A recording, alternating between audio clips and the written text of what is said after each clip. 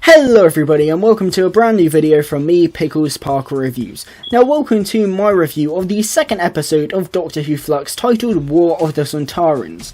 And I enjoyed this episode. I wouldn't say it was as good as last week's episode. I think it certainly had some flaws and it had some pretty detrimental negatives for me that really affected my enjoyment of the story, but overall I'd still say it's a step in the right direction and I'd still say that it is pretty decent. It continues this trajectory we seem to be going on of the Jodie, Whittaker and Chibnall era just getting better and better, and it sort of continues that improvement that I saw from last week of this series just being such a major improvement on anything else that we've seen in the Jodie, Whittaker era. Now going into this episode I was pretty excited, mainly because we have the return of the Sontarans. Now, the Sontarans are far from my favourite Doctor Who villain. However, I enjoy some of the stories they're in. I think the Time Warrior is one of the best stories of the 70s. I think it's that good. And honestly, I've been waiting to see new Doctor Who have another stab at the Sontarans in a proper story, which we haven't really had since 2008. I think the Sontarans are a really tricky villain to get right, because you can really need to sort of walk the line between them being threatening and them also being sort of a comedic foil, and I think certain writers have failed to walk that line. I think particularly Moffat really just lent into the comedic aspect of it a bit too much, and I think you always need to have that comedic aspect there with the Sontarans, but they also need to be a real threat as well, and as I said, I think it's a real difficult villain for writers to get right, which is why I think they have really sort of been ignored, because it's so easy to lead into the comedic aspects of the Sontarans, and therefore it becomes harder for a writer to really say, hey, how can we make them a threat, because in their eyes all they are is sort of a silly little villain. So they're really hard to get right, but I was really glad to see new Doctor Who have another stab at the Sontarans, and yeah, it was just nice to see a returning villain. To be honest, I made that video about returning villains and why I think it's been bad that Doctor Who's really been lacking a variety of returning villains. So it's really nice that we had a return villain here in the Sontarans. And there's some really interesting story potential you could do with the Sontarans. As well, it was set in the Crimean War, another historical setting that I really don't know all that much about. I think I touched on it a little bit last year in year 12 A-level history when I studied Russia, but it was very brief, so ultimately I still didn't really know all that much about the Crimean War going into this. And yeah, the Chibnall era has done historical settings quite well, I'd say, and historical figures quite well. There are some instances in which I think it hasn't quite been done so well. Demons of the Punjab and the Witchfinders come to mind, but ultimately I think on the whole there's been a real effort to really try and make the historical stories quite good. So I was really interested to see how Sontarans plus obscure and interesting historical setting would go under the writing of Chris Chibnall. And yeah, I thought it was pretty good. As I said, it's good but it's not perfect, and I think certain aspects of it come near to sort of ruining the story. I think it all depends how much you enjoy the ride or how much you really determine the impact of a story on its conclusion and how it holds up after its final payoff, which I suppose is a real worry for Flux as a whole, is that yeah, this build-up is fine, but ultimately it needs to have a satisfying conclusion, and the arcs along the way that are being set up also need to be resolved satisfyingly. Was this resolved satisfyingly? I don't know.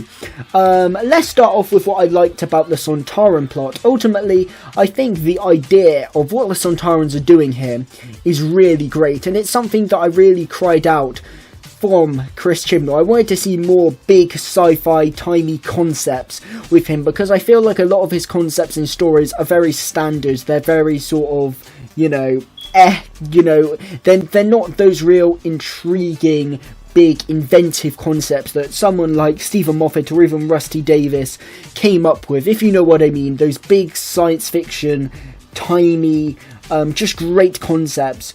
I think Chibnall's really been lacking in that department, which is why I find a lot of his stories and story arcs just very bland and uninspired. This was different, however. I really enjoy the ongoing mystery about the Flux and what's going on with the TARDIS and all the stuff with Swarm, but I'll cover that in a moment.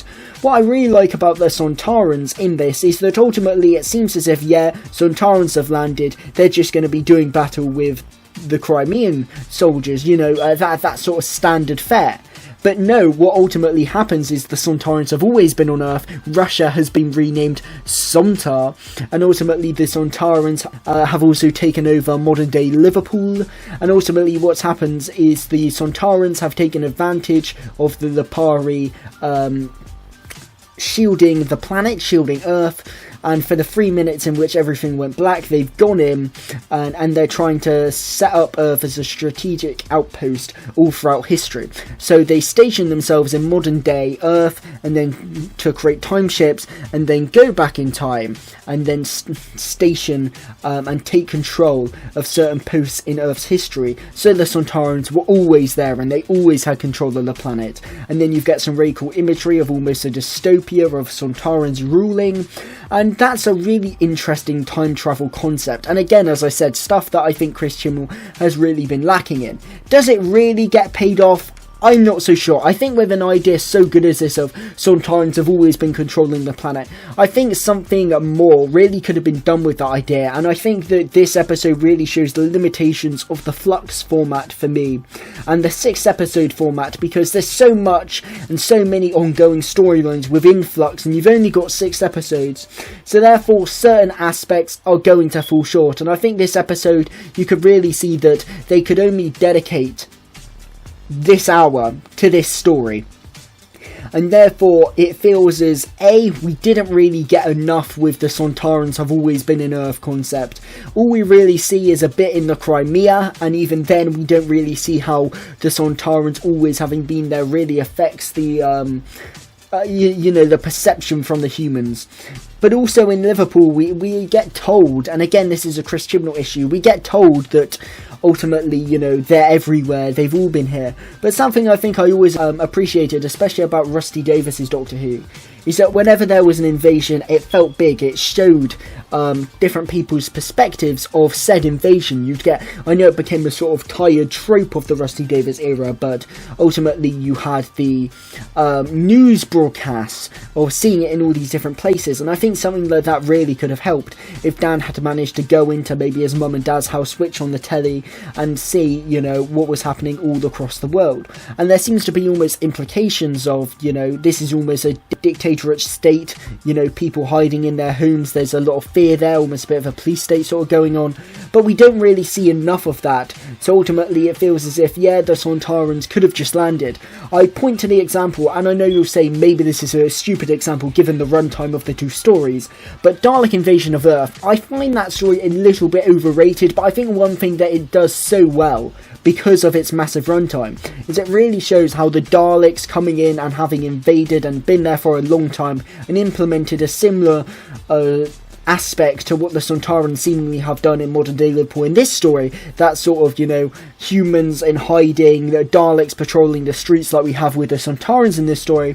I think in that story you really get a great sense of the fear that the Daleks have implemented, what it would be like to live in this world, what life is like in the new status quo for these surviving humans. Ultimately this story just doesn't have the time to really do anything with these issues. You know, it doesn't have the time to really flesh out these ideas, to go into more depth, because this episode is only an hour long, so it has minimal time to do anything with this. When you've got the Crimea aspect of it, when you've got the Liverpool aspect of it, when you've got what's going on with the Temple of the Mori as well, ultimately you're always going to have limited time to explore these ideas. And you could argue, should Chibnall have ever undertaken such a large and interesting idea if he knew that he'd only have such a small amount of time to deal with these ideas? And I'd maybe think, I'd imagine that ultimately Chris Chibnall had the idea for the Sontarans and the Crimea long before the 6 episode restriction was forced upon him. And I think he knew this was his last series, he wanted to do something with the Sontarans, so he just thought, hey, we'll put this storyline, which I already had in my head, in here as sort of the example of what if a villain took advantage of the Flux, you know. Ultimately, this Sontaran storyline feels a bit disconnected from everything else. I imagine it probably won't come up again, given the outcome of, you know, everything the Sontarans did was sort of undone. But I still think, even though aspects of it may seem a bit pointless, it's a nice example to say, hey, what if a villain like the Sontarans took advantage of the Flux? I think for me, it's a great concept. I was watching it and I was thinking, I didn't realise Chibnall had it in him to have such a cool concept in him, and I wasn't expecting this sort of concept going into this episode, so it was a pleasant surprise. And I like what he's done with it, but I just think it perhaps wasn't fleshed out enough.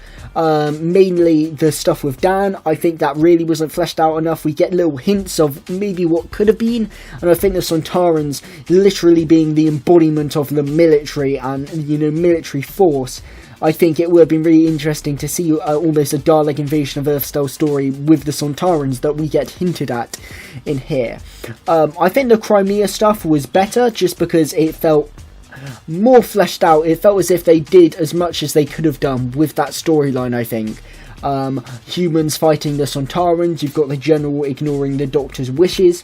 Although perhaps their idea of the Sontarans have always been there, that could have been certainly done more with, but I think the core basics of the Sontarans in the Crimea was done quite well. I think seeing the Sontarans in a historical battle was nice, and I'll move on to the portrayal of the Sontarans. I hinted at it before, really good in this episode.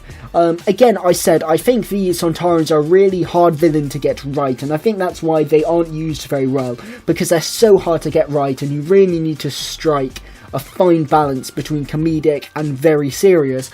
And for me, in this episode, they certainly went down the more classic series-esque approach of a serious angle. You know, more stuff like the Time Warrior, Lynx, can be involved in comedic scenes, but ultimately he's very serious. To me, this might be the most threatening we've seen from the Sontarans, at least in a visual story, because I'm sure there have been very threatening examples in Big Finish. In fact, I haven't heard the stories myself, but I know for a fact that there are some examples in Big Finish of the Sontarans being particularly threatening. But I think in the series itself, this might be the most threatening we've seen the Sontarans. I really like how the episode really went in on that militaristic angle. You've got the Sontaran in capture, I'm going to say not Strax because he's played by Dan Starkey, who was saying, like, you know, capture is a worse fate than death for a Sontaran. You've got the idea of the Sontarans not liking to retreat. That Sontaran that I said, played by Dan Starkey, getting killed because he was captured. The Sontarans considering, you know, all this stuff like enjoying the battle, sport, relishing that battle as well. And the executions, the fierceness of the Sontaran military commander, and that almost being a reflection of humans as well and humanity. All great stuff. I thought the Sontarans were really threatening, and it showed how such an emphasis on militarism can be really quite scary, actually. There are also those instances of the Sontarans being comedic, mainly in the Doctor's exchanges with them, and I think this episode almost got a great balance of the comedic stuff with the seriousness. I think ultimately the Sontarans should usually be portrayed as very serious, but you can always have the Doctor mocking them because the Doctor is like that. There were a couple of instances though when I think you could see Chibnall sort of unsure whether to go all in on the seriousness or sort of still retain the Sontarans as a comedic foil. I think the one aspect that really stuck out to me was that that line doesn't quite fit in the context of the scene, was when the Sontaran, the leader, is commander, whatever his name is giving his speech about why he chose Earth as a strategic outpost and their big plan and why he chose the Crimea, and I thought, oh, this is good, it's a great confrontation between Sontaran leader and the Doctor. And then he also says, I chose the Crimea because of this and this and this, and I also wanted to ride a horse. And that felt really out of place to me. I can see why it's set up as a sort of comedic line there, but it just sort of felt quite out of place because the Sontarans weren't really portrayed in such a comedic way compared to other stories. And ultimately, that was a very serious speech. It was a very threatening speech. And even, like, no characters really responded to him. Like, it almost felt as if it was played serious, even though it was clearly a joke. It just didn't quite fit the context of the scene. And I can understand Chibnall saying, I've made the Sontarans really serious. But ultimately, the Sontarans also have that comedicness about them. So let's just throw in a line there to remind the audience that, you know, they can also be funny. But I just don't think it worked. I think if you're going to go in all in the seriousness, you've just got to do that. You've just got to do that to hold up the integrity of your threatening antagonist. You've already got the comedic aspects there of the Doctor taunting and mocking them. I think that's enough. I can understand why Chris Chibnall did it, but ultimately I think there's a couple instances of that where it just always feels as if he doesn't quite know if he wants to commit to them being serious, and it just feels quite jarring and quite out of place. But ultimately I thought the Sontarans were really serious, really threatening, a great portrayal. I thought the actors were quite good, and yeah, I thought it was a great portrayal of the Sontarans. I like their plan as well. It's quite a serious plan, as I said, quite a big idea.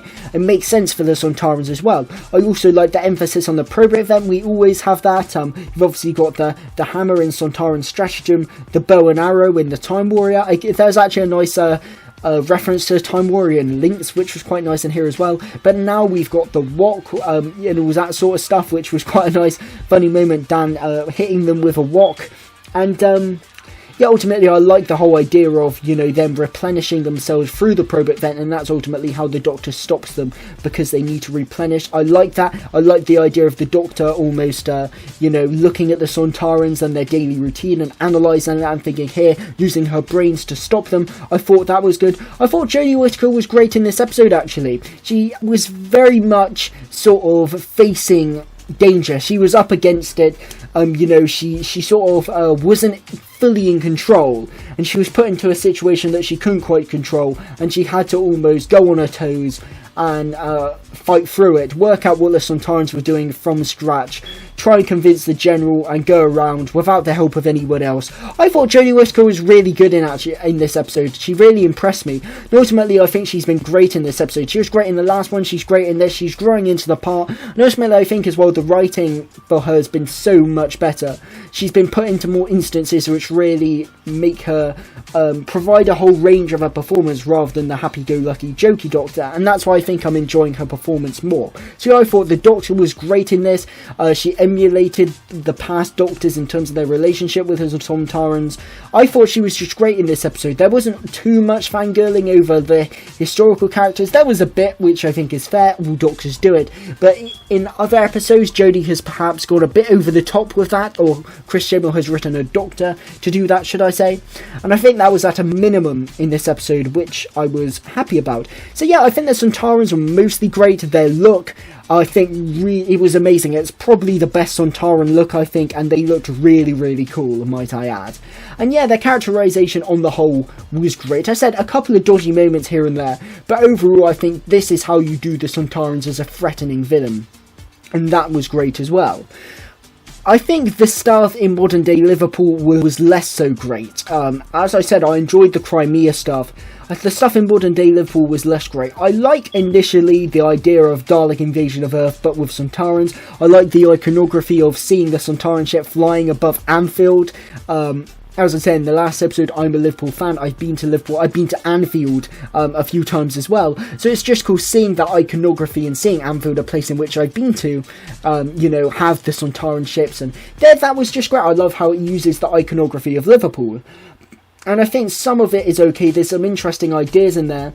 But ultimately, I think that aspect of the plot really suffered from the 60-minute runtime, because it couldn't really get that developed. And I think it suffered for it. Some great ideas in there, but ultimately it just wasn't fleshed out enough. And I think the wrap up to what Dan and Carvanista, who returns, and I like this one with Han Solo, Chewbacca sort of dynamic they've got. So that sort of double act they've got there, I think is great. I thought Carvanista was going to come back, because the way John Bishop spoke about him in an interview and his relationship with Dan, I was like, we didn't quite get that in that episode, that they're very much a pair. So he's probably going to come back, which he did. But yeah, I don't quite understand how they wrapped up the story. They use the autopilot and they smash it into the Sontaran ship, sure. But it's said in the episode that the Sontaran ships are across the world. It's not just in Liverpool. So I understand destroying the ships, their time ships, that would destroy perhaps their other outposts across time. But ultimately the Sontarans arrived in modern day first, or that's my understanding. So I don't quite understand how what they did destroyed everything that happened across the world. I really didn't understand that. It's said to be some temporal tiny thing, but I'm going to be honest, I did not understand that at all. If someone could explain what happened in the comment section, I'd really appreciate it, because ultimately I thought it just felt really rushed and I didn't really get it. That aspect of the story felt really rushed, and that was a very weak end to this event, shall I say. It was a really rushed and quite weak wrap up to the story. And yeah, I think that's my main negative of this story ultimately, is that there's some good ideas in here, but it ultimately feels very rushed. I think the Liverpool stuff didn't feel fleshed out enough, and the ending felt quite rushed. So I think there's some good ideas in here, really harmed by the 60-minute runtime. I think had Flux had more episodes, this storyline could have been fleshed out more, and I think it would have been better for it. But given that it's not integral to Flux's events, ultimately I understand why they didn't feel as if they could dedicate more time to it, given it's only 6 episodes. But yeah, I think that's where this story really sort of fell down, was the fact that it had good ideas, but the whole Liverpool Sontaran invasion aspect of the story just felt really surface level, not fleshed out enough. And ultimately it had a really quick and rushed wrap up, which I didn't even understand. Some cool ideas in here, but ultimately it just doesn't really pay off. The stuff in the Crimea was good, but the stuff in modern day Liverpool, great on paper, just not so great execution. But given the time lengths that was, you know, put upon them, I don't know whether that's really their fault or not. Finally, I want to talk about our sort of B-plot, which is in the Temple of Atropos, I want to say, surrounding the Mori. We've got Azure, Swarm and Passenger. He seemed quite cool. And we've got Vinda there, Yaz, this weird sort of triangular-based prism? Prism? No, it's not a prism, is it? What's it called? A square-based pyramid. That's it. So I haven't taken maths since GCSE, so just had to jog my brain for a second there. That square-based pyramid, the triangular thing, that's saying, you know, we need repairs, and that whole thing. That was interesting. Initially, I don't know why, I thought that we need repair stuff was almost maybe had something to do with the lodger. Do you guys remember in that episode in series 5, the one with James Corden, there's the person in the upstairs room luring people in, saying the ship's been damaged, no survivors, you need to come, you need to be the pilot. And it was sort of beckoning people in a similar way. This was saying repairs, sort of saying the ship has been damaged, and the voice sounded very similar in my opinion. So I thought, is this a reference? No, it's just a coincidence, I'd imagine. But that was cool. I love the ideas of this planet time. These Mori were keeping time in check. It's very odd, really great design stuff. Vinda and Yaz, I must say Yaz was okay, not quite as good as last week. I thought what she was doing, it almost felt as a bit, you know, I don't know, she was just sort of narrating what was going on to herself, and it didn't quite feel as organic. But clunky Chibnall dialogue, unfortunately, is still something that plagues these run of episodes. But yeah, Yaz and Vinda don't really have enough time to really bounce off each other, but they seem like they have an okay dynamic. I like the ideas explored there. I like Yaz saying, what would the Doctor do, her independence. I thought that she still is showing that independent streak, which I like. And Swarm, Azure and Passenger are so good. I made that video, no, I plugged it before, but I did like that video I made, so if you haven't watched it, go watch it, speaking about Doctor Who's villain problem over the last few years and whether Swarm and Azure can fix that issue. And ultimately, after watching them in this episode, I really think they can. They've got such a presence to them. The ideas are really cool. You know, when Vindas tries shooting Swarm and he just sort of fades at a time. That's really cool. I love their ideas of almost disintegrating things. Their knowledge of everything. They seem almost omnipresent. And yeah, they've got such a presence to them as well. They're quite threatening. They're almost playing it a bit camp, but I think you almost need that, someone who's so confident. And yeah, just quite sinister as well. I love these guys. I think they can really be the real deal, and they seem very creepy in this. I want to see more of Passenger because his look is quite cool, but he doesn't really do anything here. But yeah, what is the Temple of Atropos? What's going on with that? What is the Mori? Something to do with time, the planet time, all really cool ideas. And this links to the idea of the Sontarans and their timiness. I really am glad that Chris Chibnall is exploring more bigger concepts to do with time, because this is something I wanted from his Who that has been sorely lacking. and I think this sets up a great base for him to explore these big concepts, and I'm really interested to see where the story goes in next week's episode. Obviously we have what's his face, the tunnel guy, Joseph Williamson, is that his name? I got his name right last week, which was a guess, but I almost might be saying something completely different in this review. I don't know, I think his name was Joseph Williamson. The tunnel guy, we see him again, so what's going on with him, that's interesting.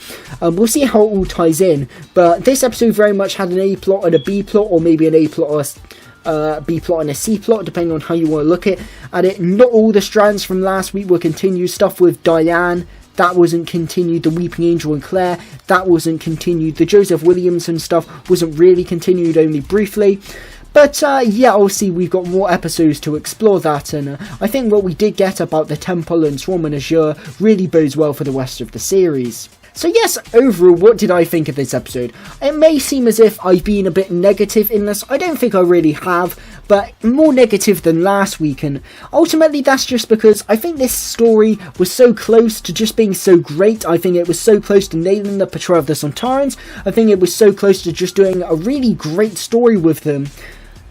But ultimately, I think there were just some things that really let it down. I think the 60-minute runtime really let the Sontaran plot down, because there just wasn't enough time to flesh out these big ideas that Chris Chibnall had. I think the stuff in Liverpool really suffered ultimately, because it didn't have enough time to dedicate to this Sontaran dystopian invasion of Earth. The idea that Sontarans had always been on Earth, it doesn't really do enough with these ideas.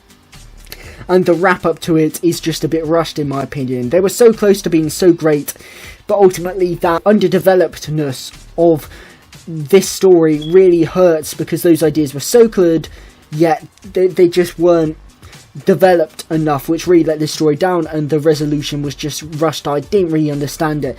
The Sontarans for the most part were excellent. A couple of bits were just like, I don't really know if that quite worked, but ultimately on the whole they were really threatening, and it was just a great portrayal of the Sontarans, possibly the most threatening they've ever been, and I think they really nailed the militaristic aspect of them. Jodie was really good. I loved the stuff with her in the Crimea, and the fact that she was put in a situation and that she needed to get herself out of the situation. She was on the back foot right from the off. I thought that was great. It's interesting to see what's going on with the TARDIS actually, the fact that there's no doors on it, the fact that all this stuff's coming out, it almost seems as the TARDIS is decaying. That's really interesting as well. And ultimately this stuff in the Temple of Atropos, the planet Time, the Mori, and Swarm and Azure and Passenger, that's all great as well. That's really setting up some great stuff for the series. So yeah, even though it wasn't quite as good as last week's, and it certainly had some issues, I'd still say on the whole it was pretty positive. It wasn't as good as last week's, but it's still a step in the right direction. I just hope that in future stories we don't get ideas that suffer because of the lack of runtime that they have been attributed to them.